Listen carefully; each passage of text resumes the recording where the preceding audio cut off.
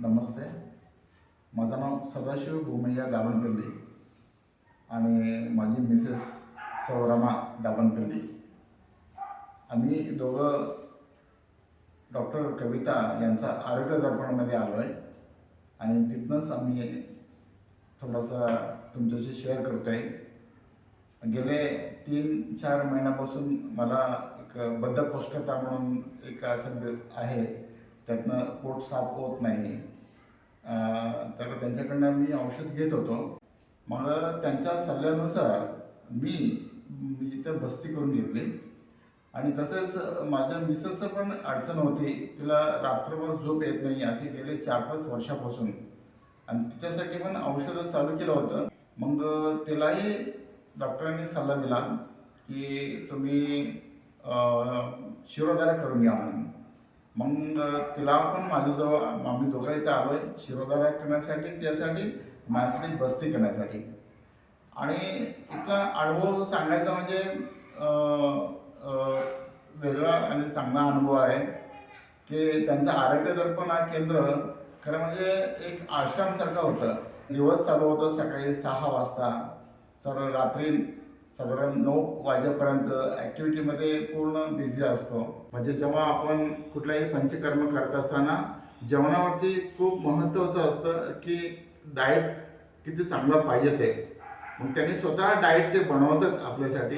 सकाळचं न्याहारी असू द्या, दुपारचं जेवण असू द्या, रात्रीचं संध्याकाळचं जेवण असू द्या, तर त्यांच्या पद्धतीने ते जेवण बनवतात. आणि एक महत्त्वाचं म्हणजे हर्बल टी, म्हणजे एक जुन्या काळात गेल्यासारखं वाटतं, कारण ते हर्बल टी एकदा पिल्यानंतर एक एनर्जी मिळते. तर अशा पद्धतीने जीवनशैली आमची बदलली त्यांनी या आठवड्यामध्ये.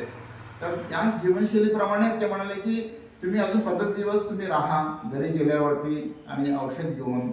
तर आम्ही तसं त्यांच्या पद्धतीने आम्ही तसं राहण्याचा प्रयत्न करू आणि त्याचा बेस्ट रिझल्ट कसा आणता येईल असा आम्ही प्रयत्न करूया.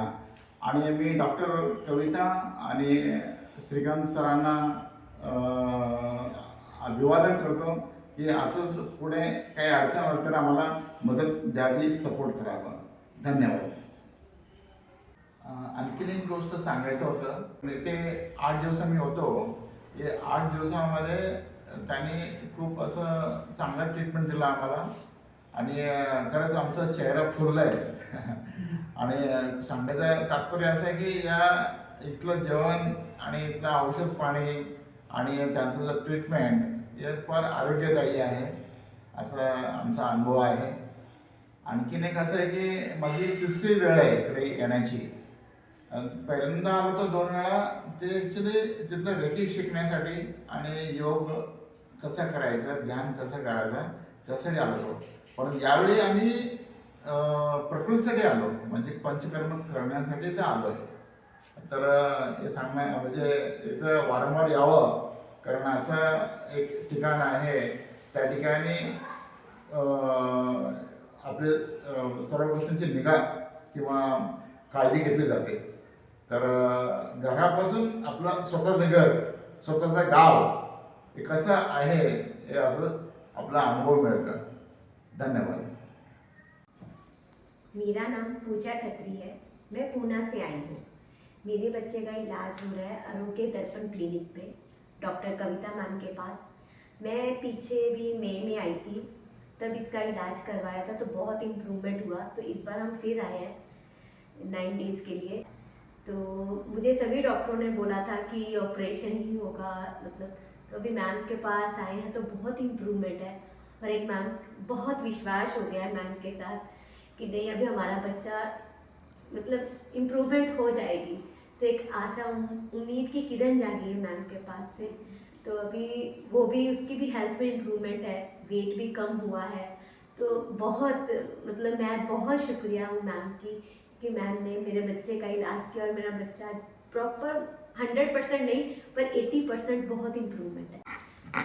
मेरा नाम शिवम खत्री है. मैं जब से यहाँ पे आया था तब से मेरा बॉडी वेट एकदम हल्का हो गया है और मुझे अभी चलने में भी आसानी होती है. और ये जो ट्रीटमेंट है वो मुझे बहुत ऐसा इंजॉयमेंट फील होता था. Thank you.